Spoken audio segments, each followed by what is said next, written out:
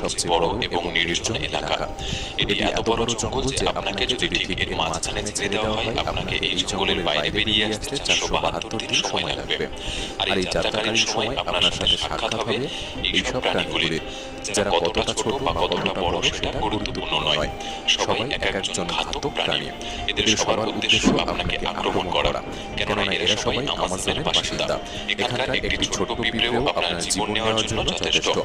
এই জঙ্গল আমাদের পৃথিবীর এমন একটি জায়গা যে একাই 55 লাখ স্কয়ার কিলোমিটার জমি নিয়ে গঠিত।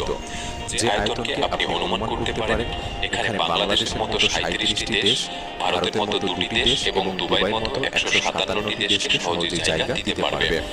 এই জঙ্গল মোট 8টি দেশের মধ্যে বিস্তৃত এবং এর শেষ সীমানা America, Colombia, Guyana, Brazil, Peru এবং বলিভিয়াতে মিশেছে। একটি বিষয় ভেবে আপনি বেশ অবাক হতে পারেন যে আমাদের গোটা পৃথিবীর জীবিত প্রাণীরা যে শ্বাস নিয়ে বেঁচে আছে